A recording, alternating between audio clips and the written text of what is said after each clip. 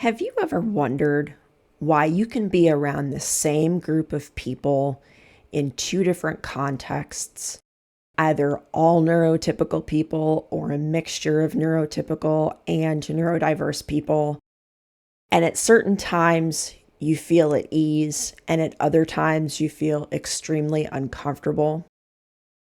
If the answer to this is yes, you're going to want to stay tuned because what we're going to cover in this video is my interpretation of one potential set of why this is. So that's going to be part one. Part two is going to cover the pattern that I've noticed behind it. And part three will cover how to create more opportunities to be at ease around other people. So stay tuned.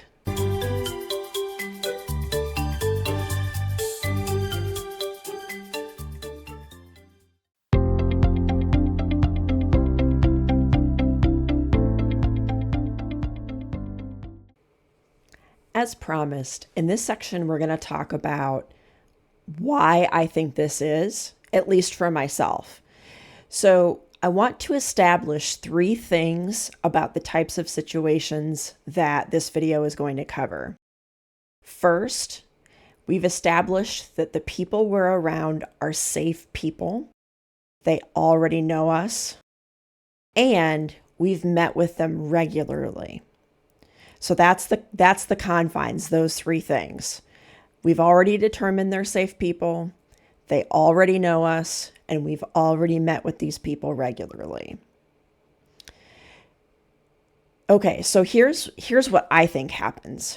I'm going to give some examples of situations that I find myself in that meet all three of these criteria. And what we're going to discuss is what has changed. That's going to be the why. What has changed? So the first example I'll take from my own life is if I was at an AA or an NA meeting.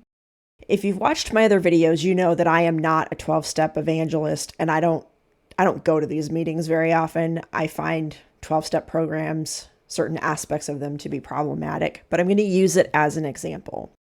So when I go to a 12-step meeting, I find myself arriving and walking into the room as close to the beginning of the meeting start as humanly possible. If I've mistimed it and I get there earlier, I can be around people that I've been around on a very regular basis, and the time between when I walk in the room and when the meeting starts is incredibly uncomfortable for me. Usually I don't talk to anybody, and if I do, it's very forced. But as soon as the meeting starts, I'm comfortable again. It's a night and day difference that, one moment in time, I'm tense. I don't want to be there. I don't know where to look. I don't know what to say. I'm uncomfortable, probably in a folding chair. It's just super uncomfortable. I'm not at ease at all. But then as soon as the meeting starts, I am at ease. And there is a noticeable shift in how my body feels to being relaxed. And then after the meeting is over, the reverse happens. I get at unease all over again. And I jet out of there as fast as I can, even though one of the concepts of 12-step programs is service. And so a lot of people in those programs, they're helping tear down chairs and tables, they're cleaning out the coffee pot, they're talking to other people and making sure everybody has phone lists. I do none of that. I get out of there as fast as I can. So that's our first scenario that we're going to deconstruct a little bit in part two.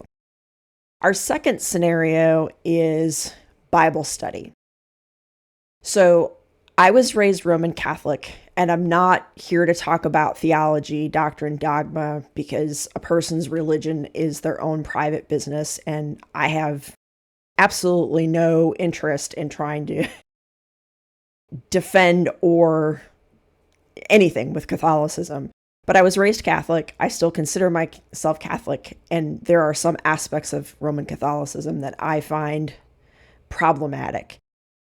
But I'm not talking about any of that right now. So I go into Mass or a service, and I feel very comfortable. I'm surrounded by people. I usually sit in the same pew every time I go, and I am just totally at ease. And this is before the Mass starts. So this is an example where I do get there very early. And I'm not expected to interact with anybody, though, other than maybe talking to somebody that hands me a bulletin. We go through the Mass, and I think the form factor of Catholic rituals appeals to me partly because of the repetition. I know exactly what's going to happen. We repeat the same things over and over again. I can read the readings in advance. I know what color the priest is going to wear. Everything's going to be the same except for maybe the musical setting and whatever the priest talks about after the gospel reading. Everything else, it's the same thing. Okay. So I'm very comfortable.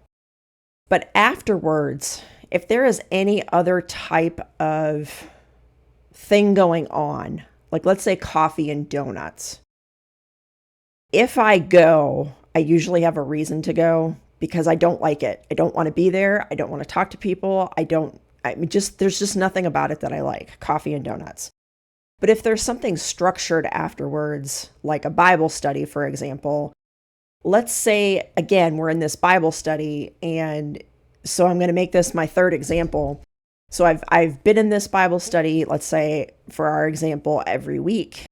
Everybody in there is much older than I am, which is very common because people that are younger have young children that they're taking care of. So we're talking retired people.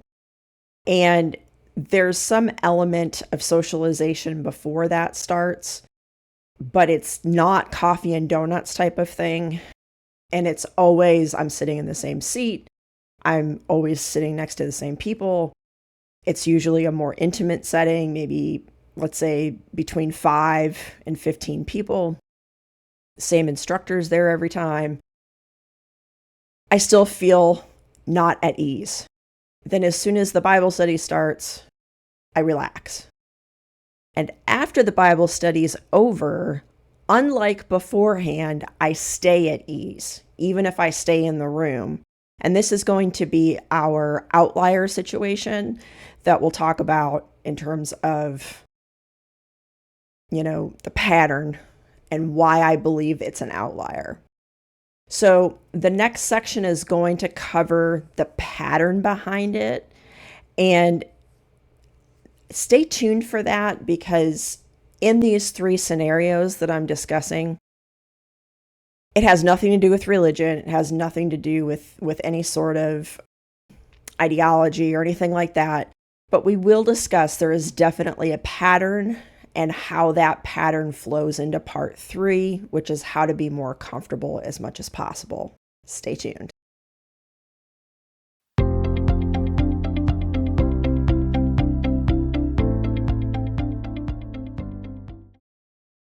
So this section is going to cover 4 different things that, for me, change structurally in these types of scenarios. And we're going to first go through what those 4 things are. Then we will talk about the different examples I gave from part 1 and what has changed.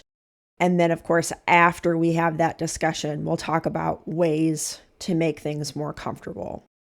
So probably the biggest pattern here for me personally is, do I understand the rules behind the interaction? In other words, do I know when to speak? Do I know how loudly I'm supposed to speak? Do I know how long I'm supposed to speak? Do I know if I'm supposed to turn and look at the person when they're speaking, if they're behind me? Or do I continue looking forward? Am I supposed to look at the floor? Whatever it is, if the rules are clear to me before I walk into that situation, then my being tense eases up. And basically what that flows into as the next point is that the more structured the activity is, the better I am with feeling comfortable about it. When there's less structure, it becomes a scenario where I feel like anything could happen because I can't predict what's supposed to happen next. And that feels scary. And I start in real time second guessing what I'm doing. Am I talking too long? Am I talking too loudly? Am I looking in the wrong place? Do I understand the context of what people are talking about? All these types of things.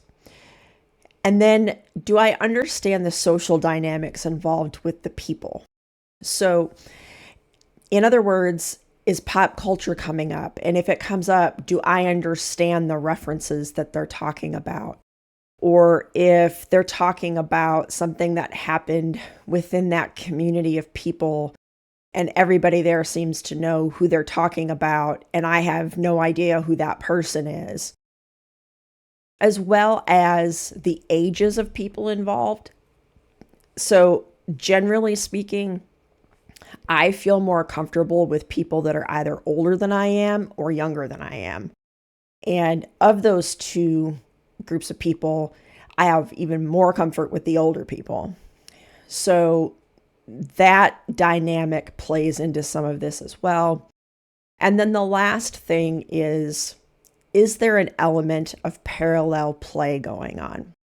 And if you're unfamiliar with what parallel play is, it's basically when you have multiple people in a room, so at least two people, and they're doing their own thing, but they're together doing their own thing. Parallel play, if you've never heard that term, especially if you're a late diagnosed autistic person, I didn't know what that term meant before I heard it the first time. Autistic people, and this is a very general statement, but autistic people in general like parallel play. So I always try to look to see, is there parallel play going on, or is it a matter of everybody has to be tuned into the same thing and interacting? So we're going to talk through those scenarios now against those 4 points. So in the first situation where I was talking about the 12-step program, if I look at the first thing there, do I understand the rules behind what's supposed to be happening and how much structure is involved? So if you've never been to a 12-step program, the meeting itself is always very structured. So much so that I'm going to go out on a limb and say it's as structured as a Roman Catholic ritual. In that, the same words are said every single meeting at the beginning and at the end of the session. So they start by reading from what's called the Big Book, and they go through this section called How It Works. And I tune out during that because I know exactly what it is and I don't need to be reminded of that stuff, but they read it every single time. And then there's 3 types of meetings that happen. And I generally know what type I'm going to before I go. So there's either an open discussion meeting where people speak for 3 to 5 minutes about something related to a topic, or it could be unrelated. It's up to the person. But different people talk about things that have happened in their lives that relate to that topic or that have happened to them in that week. And the whole do I know when to talk? It's the most structured thing ever. In some of the larger meetings, they even hold up signs when you get to a minute before you're supposed to stop talking so that people know they're supposed to wind down. I honestly wish there was a sign like that in other types of social communication. It would make it a lot more straightforward, especially when talking about my special interest with people that really don't care about it. And if it's not that type of meeting, then it's a speaker meeting. And what that is someone talks about their own personal journey with recovery from addiction. And they tend to speak for the first half to 3/4 of the way through. And then people will ask questions or talk about how that relates to them. And then the third type of meeting is a literature study. So people study like the big book and other literature. And so that's more like almost sort of like a peer-led teaching hour, basically. And then at the end, they pass out the chips for length of sobriety. And then there's some sort of like a prayer at the end. And then people, the meeting stops. So the meeting itself, I'm generally pretty comfortable in those meetings after the first few I went to. Again, because I know exactly what's going to happen. It's very structured. I understand the rules behind what's supposed to be going on. The social dynamics of the people involved, everybody there has something in common, and the topic of discussion is always supposed to be about addiction. So, and like the solution to their addiction. So if it's not germane, it doesn't get talked about. And if it does get talked about and it really goes off course, generally the person who's leading the meeting will try to steer the person back to let them know to wind down or whatnot. In terms of the age of people, a 12-step meeting could have anybody from, very, very young to very, very old. I mean, I've seen babies in these meetings because people don't have childcare, so they bring their kids sometimes, especially if it's an open meeting. Open meaning that you don't have to be an alcoholic or addict to be a part of the meeting. Closed meetings, those folks aren't allowed. But a lot of them are nothing like me. They have very different backgrounds than I have, different ages, different, you name it. The only thing that's ties that person to me is addiction. So from that perspective, that plays into the unstructured time before and after, where I don't have anything in common to talk about other than addiction, and I feel uncomfortable. But during the meeting itself, it really doesn't matter because there's so much structure that it doesn't matter. And then parallel play. So again, parallel play, meaning people are doing more than one thing in the same meeting, in the same session, but they're together. There's not an element of that, but it's okay because there's just so much structure in an AA meeting.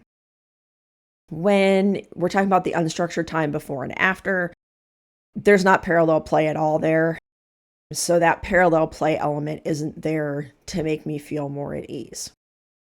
If we talk about the next scenario, which is being at the Catholic Mass or church service versus coffee and donuts.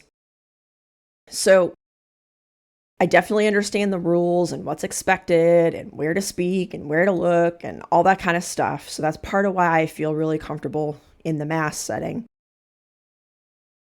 And the social dynamics really don't matter. I mean, the only thing that I have been to a Mass one time where like it was chaos because you had like somebody come in that was not there for reasons of being in the church service, and they like tried to hijack it kind of.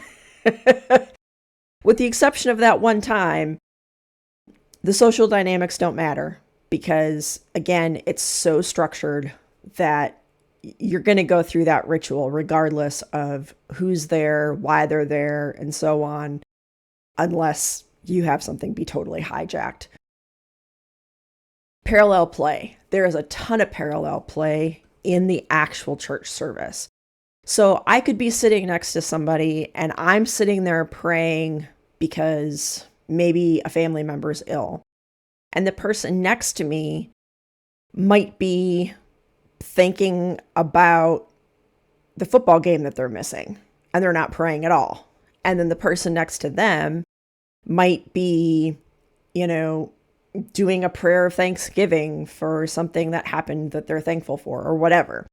So we're all together. We're all kind of doing the same thing, but it's each our own individual experience rather than a group experience in some respects. Now, there are some times when you interact with people in the Catholic Church service, but they're few and far between. So That's why I feel really comfortable there. Coffee and donuts is the exact opposite. There's very little structure other than you know that you're waiting in a line to get your coffee and your donuts. And everything else is unstructured. You got people standing, you got people sitting, you got people running after kids.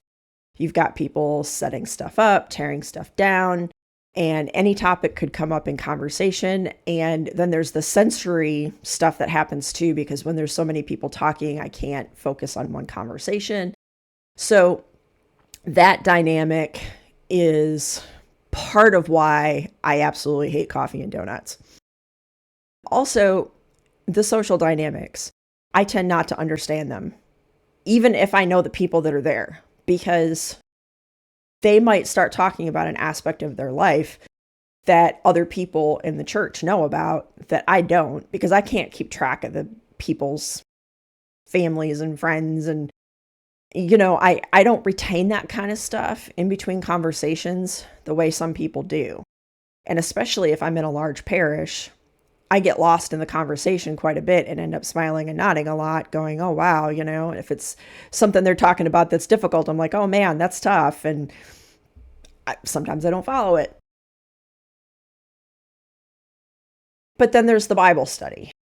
And the Bible study, from a structural perspective, like I said, I'm uncomfortable beforehand, even though it's more structured than coffee and donuts. And it's more structured than the time before the AA meeting, because I know where I'm sitting.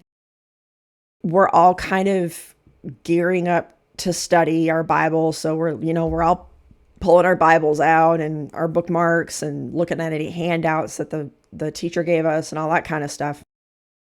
So there is a little bit more structure. But again, people could be talking about anything.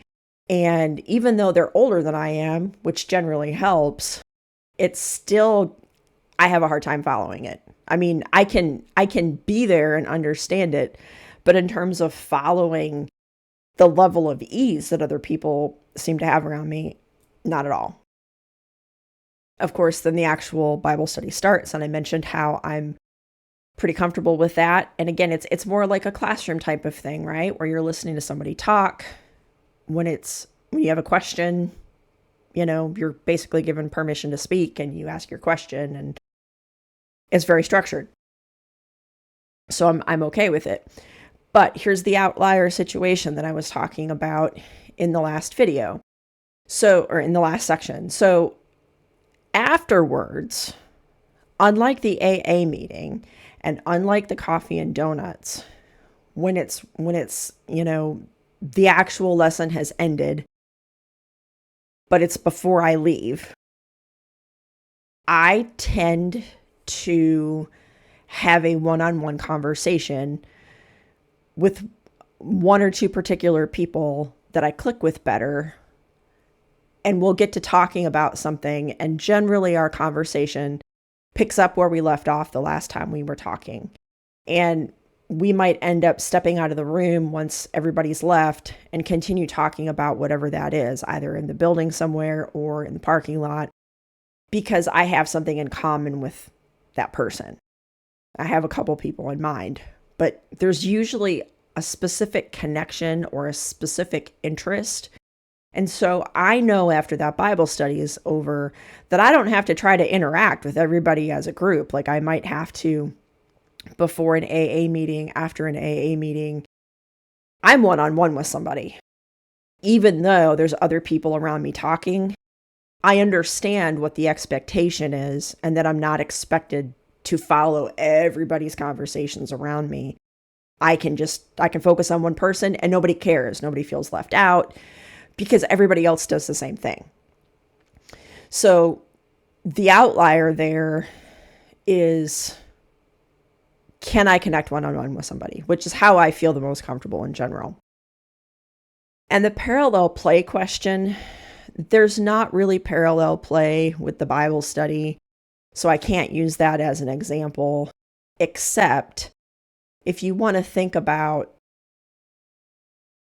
like before the Catholic Mass, if you're sitting there early and you know what the readings are, a lot of people will open their missal and read the Bible readings beforehand if they didn't before they got there, and they're digesting through that material. And again, you might be doing that, the person next to you is doing something else. All in silence, which I also like from a sensory perspective. So those are the factors involved. Now, coming up in our next section, we're going to talk about how we can make this easier for ourselves to be more at ease in situations where we typically would not feel at ease. And these are going to be my own personal strategies. They may or may not work for you, but stay tuned.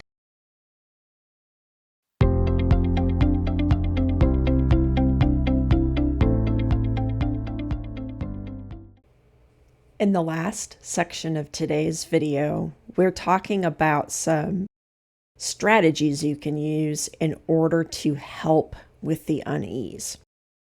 These are not in any particular order, but these are what I do. Of course, there's more than this strategy. The first strategy is to basically do stuff on your phone until the activity is due to start. This is probably what the majority of people do anymore, neurodiverse or not. If you just sit and stare at your phone and play a game or read the news or something, most people today are not going to care. They may have a few years ago, but it's just not the world we live in. Most people, if you're just staring at your phone, will not try to engage you unless they're pretty comfortable and familiar with you. It's not as rude as what it may seem. Even for those of us that are a little bit older, I'm sure we've been out and about enough that we know that this is just sort of normal behavior anymore. So that's probably the least effort one. I'm following it up with probably the highest effort one, and that is to become the facilitator of the activity. So if you are the facilitator of the activity, number one, you have more control over what's going to happen than you could in any other possible situation. Number two, when you're actively setting up, there isn't room for that unstructured time because you're basically getting ready to do the thing you're going to do in a lot of cases. Not always, but in a lot of cases. The next one is to volunteer to help the person who's setting it up or tearing it down, because you're only basically having to keep track of one person at that point in terms of the conversation.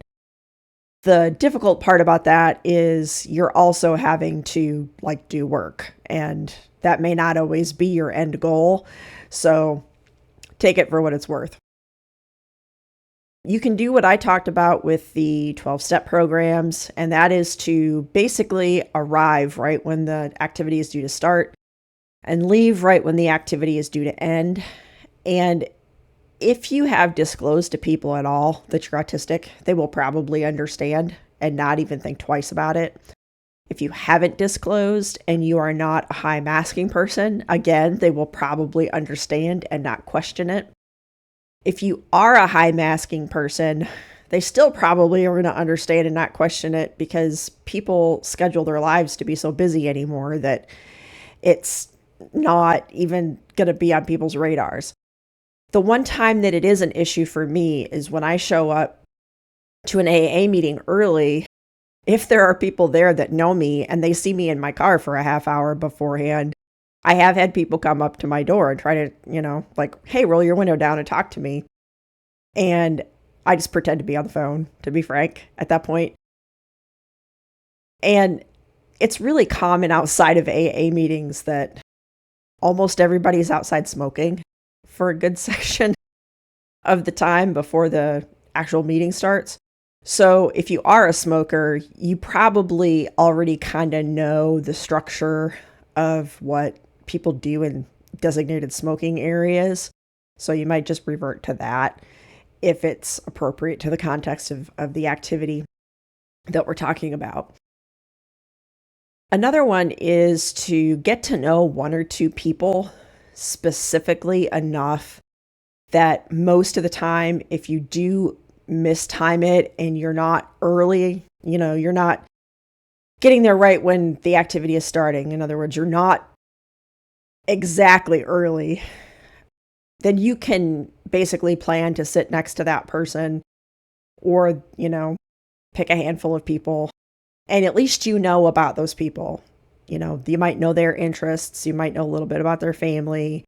You might know a little bit about what they do for a job. This is all depending on the situation, of course. Like AA being anonymous, you may not know that much, and it may not be appropriate to ask that much. But in other contexts, it would be appropriate. That way you have somebody focused and you're not having to necessarily keep track of a lot of people in conversations unless they themselves are already talking to a bunch of people. In which case, then you can revert to one of the other strategies or go to the other person that you've kind of been friends with or buddy with. The one downside to this that I would caution about, though, is if you're clingy, then people may try to shake you. I haven't encountered that too much in the types of scenarios that I've talked about here, but I know in more academic settings that has been a problem for me in the past, where people, if they are more social, they don't want to just talk to me. They have other people there that they want to talk to as well. And if I'm following them around, then it gets to be annoying. So you have to tread a little bit more carefully with that. But if you notice another autistic person there, that person may not care as much as long as you are being respectful of their preferences and needs in terms of how much conversation they want. So, you have to read the situation just a little bit there. Another thing that I see done a lot more than I used to see is to bring another activity to do in the downtime. So if I get somewhere early and I pull my Kindle out or I pull out a physical book and I start reading it, nobody bothers me. If somebody brings knitting supplies and they come 15 minutes early to things, it'll depend because a lot of times people will talk while they're knitting. So it is activity specific. I've known people that have brought like handheld video games. I've seen people do, people will bring a journal and start writing, whatever it is. That can be a good thing if you're really just not wanting to engage with anybody, but you don't want to have to try to time it right down to the minute to when things will start or end. And I would say that it's really important to evaluate on a regular basis. Is this activity and any unease that you're getting from the situation when there is a structure change, is it continuing to be worth the discomfort? In other words, if you are stressing about doing something that's optional in a group, and you're getting to the point where you're not getting enjoyment out of it because you're experiencing social isolation or social anxiety or just, you're sitting there all tense. And by the time you leave, you've got a headache because you're so tense. Not all activities have to be done. And that includes with people at work. If you're a religious person at a place of worship, once you're an adult, you get to choose what you do. And, as long as you're autonomous, you don't have to do those things. So you may just plain come to the conclusion that it's not worth it. And that may change over time. So don't be afraid to reevaluate that kind of thing. Also, this is similar to almost like a job interview. You can ask the person who is in charge of facilitating the activity if it's something, not so much like a church service per se, but more of an activity that is more, I'm thinking more like Bible study kind of a thing. But it could be any number of things. Ask for an agenda beforehand. That way, there is less uncertainty in what's going to happen, when it's going to happen, how long it's going to be relative to the percentage of the rest of the stuff that you're there for so that you can make decisions on, do I want to go this time? Or if you're getting it and you print it out, you can take it to the meeting with you, and during some of that downtime, you can just basically study it and people might leave you alone if you don't want to engage. And the last thing kind of kills two birds with one stone, and that is if you get someplace early or there's some sort of unstructured time between two activities, a restroom break can come in really handy, not only because we have physical needs that way, but because you can kill some time. And if you're like me with traffic and things, driving distances are such that if I have an activity that I'm a part of or a group that I'm a part of, I typically take a restroom break when I get there, and that kills some time. And then I take a restroom break as everything is wrapping up. And that gets me out of the situation where I don't have to do the small talk while everybody is in the process of leaving. The only time it doesn't work, especially if you're a woman using the women's restroom, if there's a line, then, a lot of women will want to talk to you while you're in line if they're part of the group. So you got to kind of read that as well. But the men's restroom doesn't tend to have that problem, as we all know, quite to the extent that women's restrooms do. But I hope you found this helpful. And if you have other strategies that you use that I have not covered, feel free to drop them in the comments, because this is by no means an exhaustive list, and we can help each other being part of the autistic community. And just know that you're not alone in this. If you're enjoying the content, please like and subscribe. And thanks for watching.